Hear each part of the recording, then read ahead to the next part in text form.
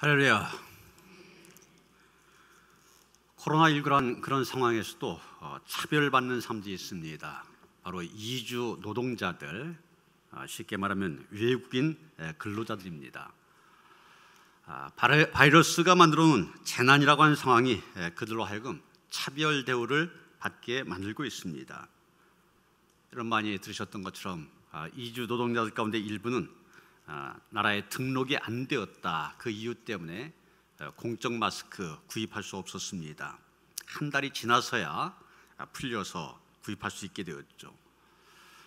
또 지금 다른 사람이라면 다 받고 있는 긴급 재난지원금 아예 받지를 못하고 있습니다. 여러분, 이 바이러스라고 하는 것은 평등합니다. 바이러스는 인종이나 국적을 가리지 않습니다. 외국인이라고 봐준 거 아닙니다. 그런데 이 이주민 노동자들, 코로나19의 위협 속에서도 국가로부터 전혀 보호받지 못하고 있는 것입니다. 단 하나, 대한민국 국민이 아니라고 하는 이유 때문에. 그런데 이주 노동자뿐만이 아닙니다. 엊그제 국가위원회에서 국민을 대상으로 실시한 첫 번째 인권 실태조사라고 합니다. 그 조사 결과에 의하면 한국 사람 가운데 10명 중에 7명은 한국 사회의 차별이 심각한 수준이다, 이렇게 평가한 것으로 나타나고 있습니다. 특히 나이가 들고 가난한 사람일수록 이 사회에서는 사람 대우를 받지 못한다, 이런 의식이 강하다는 것입니다. 그런데 지금 우리보다도 이 인종차별 문제 때문에 더 큰 갈등을 겪고 있는 나라가 있습니다. 바로 미국입니다. 백인 경찰이 조지 플로이드라고 하는 흑인의 목을 8분 46초 동안 짓누르는 과잉 진압을 했습니다. 나 숨을 쉴 수 없다, 계속 호소하는데도 짓누르는 바람에 이 플로이드 결국 죽고 맙니다. 이 모든 상황이 영상에 녹화가 되었고 그게 공개가 되어지면서 분노한 사람들이 거리로 나섰습니다. 숨을 쉴 수가 없다. 숨을 쉴 수가 없다. 미국 역사상 가장 많이 쏟아져 나온 시위대의 구호가 되었습니다.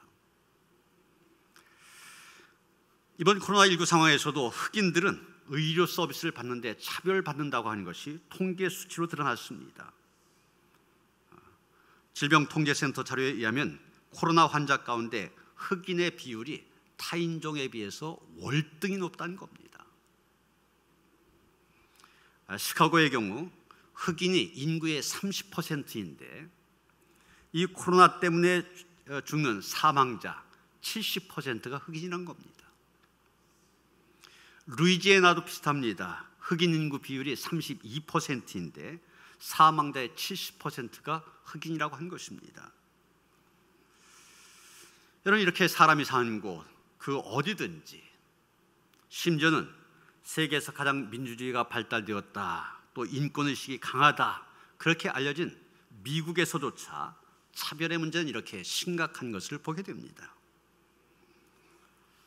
그런데 여러분, 우리가 지금 살고 있는 이 세상만 그런 것이 아닙니다. 우리가 성경을 들여다볼 때 차별의식이라고 하는 그런 문제의식을 갖고 조금만 들여다보면 성경도 곳곳이 차별 이야기로 가득 차 있는 것을 보게 됩니다. 성경 최초의, 아니 인류 최초의 살인사건, 가인이 아벨을 돌로 쳐 죽인 사건 아닙니까? 사실 이 사건도 차별 때문에 일어났습니다. 아벨의 예배는 받으시고 가인의 예배는 받지 않으셨다. 예배에 대한 차별이 이런 결과를 가져온 겁니다.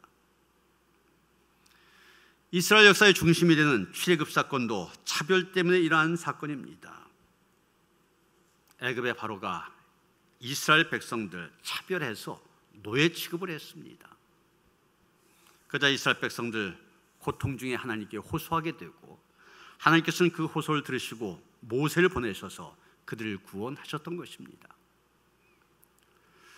오늘 본문을 보면 심지어는 믿음의 조상이라, 믿음의 모범이라고까지 불리어지는 아브라함의 집안에도 이 차별이 있었던 것을 보게 됩니다. 그 차별받은 주인공, 바로 아브라함의 첩 하갈과 또 서자 이스마엘입니다. 이들의 비극은 아브라함과 사라가 그토록 기다리던 아들 이삭이 태어났다는 소식과 함께 시작이 되어집니다. 본래 이삭이라고 한 이름의 뜻이 웃음, 이런 뜻을 갖고 있습니다. 그런데 그런 이삭의 탄생이 모든 사람에게 웃음을 가져다 준 것이 아니었습니다. 이삭의 어머니 사라는 행복에 겨워 하나님께서 나에게 웃음을 주었다, 이삭을 주었다 그러면서 즐거워했지만 그 이삭의 탄생이 이복형인 이스마엘에게 있어서는 전혀 달갑지 않았을 것입니다.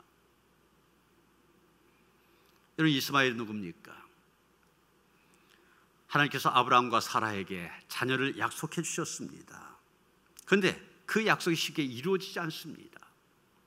사라가 판단할 때 도저히 그 약속이 이루어지는 날 올 것 같지가 않습니다. 그래서 어떻게 했습니까? 자기의 여종인 하갈을 자기 남편과 동침하게 하고, 그래서 낳은 아들이 바로 이스마엘입니다. 이런 출생의 비밀을 갖고 있는 이스마엘에게 이삭의 탄생, 그렇게 기쁘고 즐거운 일이 됐겠습니까? 그래서였는지 오늘 보면 8절 9절 보면 이렇게 말하고 있습니다. 아이가 자라매 젖을 떼고 이삭이 젖을 떼는 날에 아브라함이 큰 잔치를 베풀었더라. 사라가 본즉 아브라함의 아들 애굽 여인 하갈의 아들이 이삭을 놀리는지라. 여러분, 여기 보면 이스마엘이 이삭을 놀리고 있었다 이렇게 표현하고 있지만, 그 모습을 보았던 사라가 불같이 분노했던 것으로 볼 때 그저 가볍게 어린 동생을 놀리는 정도가 아니라 아마 꽤 심각한 수준의 괴롭힘이 있었던 것으로 보여집니다. 이 사건이 이삭이 젖을 떼는 날 일어난 거 아닙니까? 젖을 떼는 날 잔치를 베풀었고 그때 일어났습니다. 우리는 보통 아이들을 태어나면 한 돌 정도 되면, 한 돌 정도 지나면은 젖을 뗍니다. 그런데 고대 근동 지방은 좀 젖을 오래 먹였다고 그래요. 한 두 돌 정도 지난 다음에 젖을 떼었다고 그럽니다. 그렇다면 지금 이 이삭의 나이 한 서너 살 정도 됩니다. 우리 나이로. 그런데 이스마엘이 아브라함이 100세 때 이스마엘의 나이 14살이었다고 그래요. 그렇다면 지금 한 16살, 17살 되는 그런 나이입니다. 다시 말해서 이스마엘은 지금 10대의 청소년입니다. 이런 청소년들의 성향 잘 알지 않습니까? 굉장히 충동적입니다. 거기다가 이스마엘 그동안 당해온 서름이 있습니다. 그런 것들이 이유가 되어서 이삭을 괴롭혔다 그래도 이해 못할 일 아닙니다. 그러나 사라 입장에서 볼 때는 도저히 참을 수 없는 일이었습니다. 그래서 자기 남편을 불러서 얘기합니다. 9절 보시면 이 여종과 그 아들을 내쫓으라. 이 종의 아들은 내 아들 이삭과 함께 기업을 얻지 못하리라. 사실 이 말 가운데 좀 모순이 있습니다. 왜냐하면 엄밀히 말할 때 하갈은 여전히 여종이라 말할 수 있습니다. 그런데 이스마엘은 아브라함의 아들이라 부르는 것이 마땅합니다. 그런데 사라는 이 문제에 있어서 정확하게 선을 긋습니다. 아브라함의 아들은 오직 이삭 하나뿐이다. 이스마엘은 아브라함의 아들이 아니라 여종의 아들이라 그렇게 말합니다. 그래서 빨리 저 이스마엘과 그 어미 하갈 내보내라고 아브라함을 재촉하고 있는 것입니다. 사라의 이 거센 요청 앞에서 아브라함은 어쩔 수 없이 먹거리 얼마와 물 한 가죽 부대를 들려줘 그날로 하갈과 이스마엘을 떠나보냅니다. 힘없는 하갈 별 수 없이 어린 아들을 데리고 황량한 광야를 향해 떠날 수밖에 없었습니다. 그리고 얼마 지나지 않아 마실 물은 다 떨어졌고 이스마엘은 사경을 헤매게 됩니다. 하갈도 그 곁에 주저앉아 통곡하게 됩니다. 속수무책으로 떠밀려 광야 한가운데서 아들은 사경을 헤매고 어미는 주저앉아 통곡하고, 너무나 무력한 모습들, 전형적인 작은 자의 모습입니다. 그런데 하나님은 이 작은 자들, 이 하갈과 이스마엘을 어떻게 하셨습니까? 본문 17절 보시면 하나님이 그 어린아이의 소리를 들으셨으므로 이렇게 말하고 있습니다. 아이의 소리를 들으셨다고 했습니다. 하나님께서는 분하고 억울함 속에서 대성통곡하고 있는 하갈의 소리를 들으신 것이 아니라 어린아이, 곧 이스마엘의 소리를 들으셨다고 했습니다. 사실 이스마엘이라고 하는 이름의 뜻은 하나님이 들으셨다, 이런 뜻입니다. 하나님께서 그의 외침을, 그의 기도를 들으신 것입니다. 그리고 19절에 보면 하나님께서 이스마엘을 위해서 하갈의 눈을 밝게 하셔서 샘물을 발견하게 해주셨습니다. 이스마엘을 위해서. 만일 이스마엘이 없었다면 하갈도 기갈 때문에 목숨을 부지하지 못했을 것입니다. 그리고 20절에 가서 뭐라고 말합니까? 하나님께서 그 아이와 함께 계셨다, 이렇게 말하고 있습니다. 여러분, 이게 중요한 것입니다. 하나님께서 이스마엘과 함께 하셨다. 지극히 작은 자, 아무것도 할 수 없어서 하나님께 울 수밖에 없는 이스마엘과 함께 하셨다는 것입니다. 어느 거부가, 굉장한 부자가 3명의 아들이 있었는데 그 3 아들을 앞에 놓고 이제 유언을 합니다. 이제 죽기 전에 유산을 나눠주려고 합니다. 얘들아, 이 아비가 유산을 너희에게 물려줄 것이니 한 가지씩만 너희를 원하는 것을 얘기해봐라. 첫째 아들이 말합니다. 아버지가 갖고 계신 재산 중에 저 산 너머 서쪽에 펼쳐진 대평원, 그거 하나만 저한테 주시면 좋겠습니다. 둘째 아들이 말합니다. 저는 저 남쪽에 있는 농장과 그 위쪽으로 높이 솟은 산을 주시면 좋겠습니다. 그런데 셋째 아들은 첫째, 둘째와 다르게 이야기합니다. 아버지, 저는 아무것도 원치 않습니다. 다만 아버지와 함께 살 수 있도록 해주세요. 아버지만 제 곁에 계시면 그것이 제일 큰 행복입니다. 여러분, 어떤 아들이 지혜로운 아들입니까? 셋째 아들, 가장 지혜로운 아들입니다. 왜 그렇습니까? 아버지와 함께 살면 아버지 것이 다 내 것이 되는 거 아닙니까? 마찬가지입니다. 우리가 비록 가진 것이 없어도, 자랑할 만한 것이 없어도, 내세울 것이 변변치 않다 할지라도 모든 것을 소유하신 주님을 모시고 살아갈 때 우리는 세상의 그 어떤 것과 비교할 수 없는 복된 삶을 살 수 있게 되는 것입니다. 비록 우리가 환난과 궁핍 가운데 있다 할지라도 천지만물의 주인이 되시는 주님을 모시고 살아가는 사람, 주님이 주시는 진정한 기쁨과 웃음을 맛보게 된 것입니다. 사도 바울은 고린도후서 6장 10절에서 이렇게 고백하고 있습니다. 근심한 자 같으나 항상 기뻐하고, 가난한 자 같으나 많은 사람을 부유하게 하고, 아무것도 없는 자 같으나 모든 것을 가진 자로다. 여러분, 바울이 복음을 전하면서 어떤 경험을 했는지 다 알지 않습니까? 수없이 환난과 궁핍 가운데 처하고 매도 많이 맞고 옥에도 갇히기도 하였습니다. 그런데도 불구하고 그는 그 가운데서도 기뻐했다고 고백하고 있습니다. 바울이 이런 고백한 이유 다른 데 있지 않습니다. 그가 기쁨의 근원이 되시는 예수님을 모시고 있었기 때문입니다. 이스마엘, 작은 자입니다. 지금은 아무것도 가진 것이 없습니다. 그러나 하나님만 함께 계시다면 다른 것이 필요 없습니다. 하나님이 그의 전부가 되시기 때문입니다. 사라에게는 이삭이 기쁨이었지만 이스마엘이나 하갈에게 있어서는 하나님께서 함께 하심, 곧 임마누엘이 기쁨이었던 것입니다. 이렇게 이스마엘과 함께 하신 하나님, 이스마엘에게 아주 크고도 분명한 계획을 갖고 계셨던 것을 보게 됩니다. 18절 하반절 뭐라고 했습니까? 그가 큰 민족을 이루게 하리라 하시니라. 지금 이스마엘이 어떤 상황입니까? 억울하게 쫓겨나서 광야에서 죽어가고 있습니다. 그런데 하나님께서는 그를 통해서도 큰 민족을 이루겠다 말씀하십니다. 이것은 늙도록 아들 하나 없는 아브라함에게 많은 자손을 주시겠다 하셨던 그 축복에 버금가는 것입니다. 여러분, 하나님께서는 즉흥적으로 이런 말씀하신 것이 아닙니다. 이스마엘이 출생하기 전에 이미 하갈에게 이런 계획을 밝히셨습니다.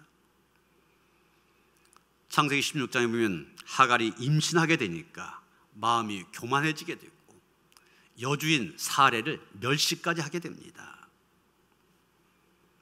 당연히 사레는 하갈을 학대하고 하갈은 견디다 못해 도망을 치게 됩니다. 그때 여호와의 사자가 하갈을 만나 말합니다. 창세기 16장 10절입니다. 내가 내 씨를 크게 번성하여 그 수가 많아 셀 수 없게 하리라. 이스마엘 출생 이전에 분명히 말씀하셨습니다. 같은 사실을 하나님께서는 아브라함에게도 2번이나 알려주셨습니다.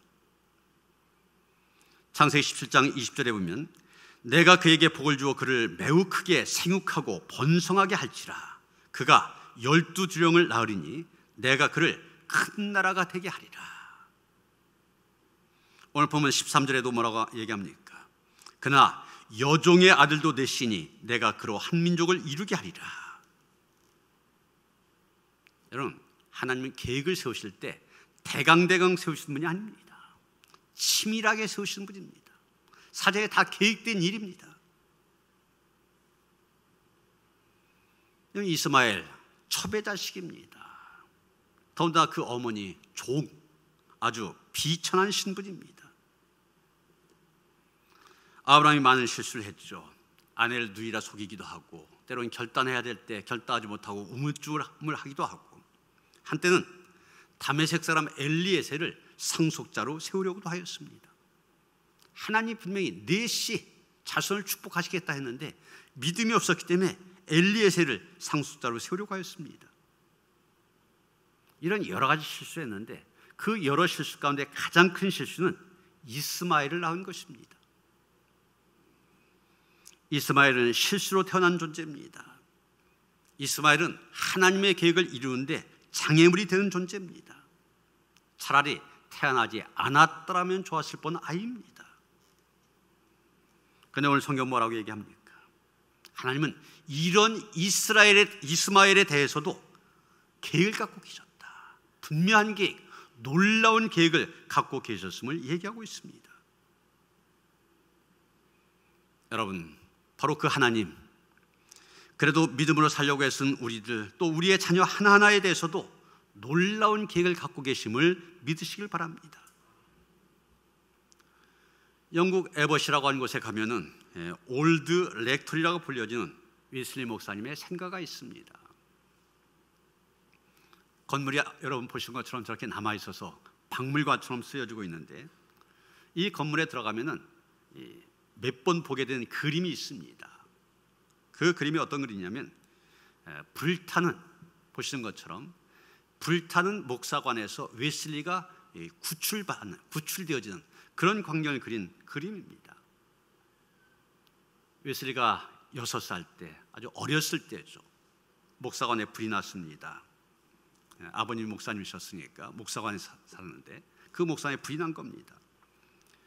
마침 동부풍이 세차게 불어 불은 거세게 타올랐습니다. 다른 사람들은 불이 나자 다 바깥으로 피해 나왔는데 웨슬리만이 나오지 못하고 있었습니다. 사람들이 겨우겨우 이렇게 목말져 갖고서 2층에 창가에 있는 웨슬리를 꺼내었을 때 그 순간 지붕이 무너졌습니다. 정말 구사일생으로 구조를 받은 것입니다. 그를 통해서 큰 민족을 이루는 계획을 갖고 있었기 때문에 광야에서 죽어갈 수밖에 없었던 이스마엘을 살려주신 하나님, 그 하나님께서 웨슬리를 들어 새로운 신앙운동을 일으키고 18세기 영국 사회를 변화시키려는 계획을 갖고 계셨기 때문에 그 불더미 속에서 목숨을 잃을 수밖에 없었던 어린 웨슬리, 극적으로 구조받도록 해주신 겁니다.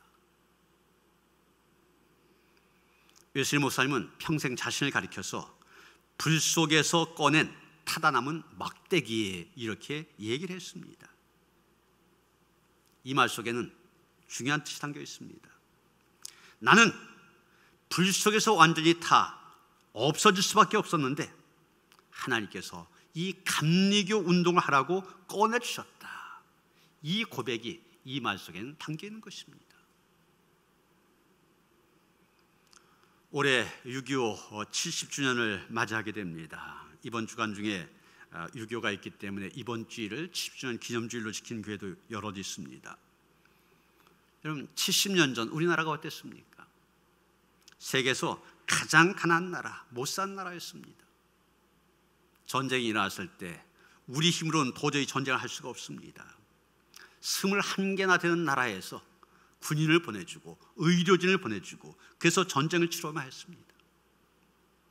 먹을 것이 없어서 굶어 죽어가기 때문에 해외의 원조를 받아서 겨우 살 수 있었습니다. 그랬던 나라 70년이 지난 지금 어떻게 되었습니까? 경제적으로나 군사적으로나 세계 10위권에 이른 나라가 되었습니다. 6.25 때는 이 북한의 소련제 탱크를 막지 못해갖고 우리가 계속 밀렸지 않습니까? 지금은 세계에다가 탱크뿐만이 아니라 전투기, 잠수함 이런 걸 수출하는 나라가 됐습니다. 수출 횟수도 엄청나요. 이번 코로나19 상황 속에서는 어땠습니까? 오히려 이 코로나19 상황을 잘 극복함으로 인하여서 세계 1등 국가로 발돋움했습니다.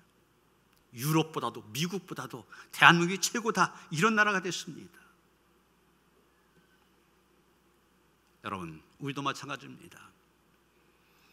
하나님께서는 보잘것없어 보이는 나에 대해서도 아무것도 못할 것처럼 보이는 우리의 자녀들에 대해서도 놀라운 계획을 갖고 있음을 믿으시길 바랍니다.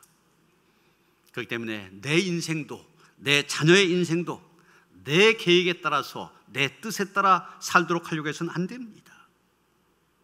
하나님의 계획을 분별할 수 있어야 됩니다. 그 계획을 따라야 됩니다. 하나님, 저를 통하여서 우리의 자녀들 통하여 이루는 하나님의 뜻이 무엇입니까? 물을 수 있어야 됩니다. 그리고 이 하나님께서는 이스마엘을 보호하라고 챙기라고 명령하십니다. 18절 상반절입니다. 하나님은 하갈에게 일어나 아이를 일으켜 내 손으로 붙들라 말씀하셨습니다. 내 손으로 붙들라, 손을 그에게 꼭 동여매란 뜻입니다. 이걸 좀 더 자세히 풀어서 얘기한다면 이스마엘이 성인이 될 때까지, 어른이 될 때까지 그를 보살펴주고 지금 이 시간에도 그를 도와주라는 뜻입니다. 여러분, 우리가 성경을 보면 하나님께서 우리에게 주신 명령 참 여러 가지 다양하게 있는 것을 보게 됩니다. 생육하고 번성하여 땅에 충만하라, 땅을 정복하라, 바다의 물고기와 하늘의 새와 땅에 움직이는 모든 생물을 다스리라. 창세기 1장 28절에 이 명령 문화명령이라 그렇게 말합니다. 창세기 12장 1절에 하나님께서 아브라함에게 하신 명령이 나옵니다. 너는 너의 고향과 친척과 아버지의 집을 떠나 내가 네게 보여줄 땅으로 가라. 이 말씀은 선교 명령으로 해석하기도 합니다. 마태복음 28장 우리가 또 잘 아는 말씀 나오죠. 너희는 가서 모든 민족을 제자로 삼아 아버지와 아들과 성령의 이름으로 세례를 베풀고 내가 너에게 분부한 모든 것을 가르쳐 지키게 하라. 볼지어다 내가 세상 끝날까지 너희와 항상 함께 있으리라. 이것은 지상명령 이렇게 말하기도 합니다. 하나님께서 주신 여러 명령 가운데 또 하나의 명령이 오늘 본문에 나옵니다. 바로 우리 방금 봤던 말씀, 일어나 아이를 일으켜 내 손으로 붙들라는 명령입니다. 이것은 작은 자에 대한 보명령이라 이렇게 말할 수 있을 것입니다. 여러분, 이것도 하나님께서 우리에게 주신 명령입니다. 그런데 이 명령 우리가 얼마나 충실하게 잘 지키고 있습니까? 이 명령을 잘 지키려면 이 시대의 아이, 이 시대의 작은 자가 누군가를 생각해야 됩니다. 바로 코로나19 때문에 힘들어하는 모든 사람들입니다. 우리 교회는 그동안 심지어는 교회에서 예배드리지 못한 그런 시간에도 일어나 아이를 일으켜 내 손으로 붙들라는 이 명령을 따르기 위해서 애를 썼습니다. 코로나19 극복을 위하여 건강 키트를 제작하여 독거노인들에게 나눠주기도 하였고, 교회에서 마스크를 만들어 마스크를 구하지 못하여 애타하던 외국인 근로자들에게 나눠주기도 하였고, 피가 모자란다고 해서 헌혈에 참여하기도 하였고, 코로나19 직격탄을 맞은 농가의 농산물 구입하여 불우 이웃들에게 나눠준 일도 하였습니다. 또 지방의 미자리 교회 같은 경우는 한참 예배를 드리지 못하니까 헌금이 나오지 않아 월세도 내지 못합니다. 우리 지방에 그런 교회가 7개 교회가 있는데 우리 교회에서 2달치 월세를 내주기도 하였습니다. 지난 목요일에도 총남선교회가 주관하여서 인천 코로나19 거점 병원인 인천의료원 방문하여서 의료진들을 위문하는 그런 일을 하기도 하였습니다. 이렇게 그동안 우리 주변의 작은 자들 찾아 보호하고 챙기는 일에 힘썼는데, 요즘 보면 이 아프리카가 코로나19로 인하여서 많은 어려움을 겪고 있다는 얘기를 듣게 됩니다. 이 아프리카 대부분의 나라가 가난한 나라들이죠. 그러다 보니 의료시설이 부족합니다. 코로나19 환자를 수용하기도 어려울 뿐만 아니라 치료할 방법조차도 미흡한 현실입니다. 거기에다가 위험하니까 그저 이런 나라들이 할 수 있는 것이 봉쇄령이죠. 전국적인 봉쇄령이 내려지면서 갑자기 일자리 잃어버리는 사람들이 생기게 됩니다. 이 사람들이 하루 벌어서 하루 한 끼 겨우 먹는 그런 사람들인데 배고픔에 굶주리는 그런 상황이 되어졌습니다. 옥수수 가루로 죽을 만들어 하루 한 끼를 해결했던 가난한 사람들, 이 코로나19 상황이 아주 고통스러운 시간이 되어지고 있는 것입니다. 그래서 월드비전을 비롯한 많은 국제기구들, 이런 구호단체에서 이들 돕기 위한 일들을 하고 있는데, 케냐 카쿠마라고 하는 곳에 난민촌이 있답니다.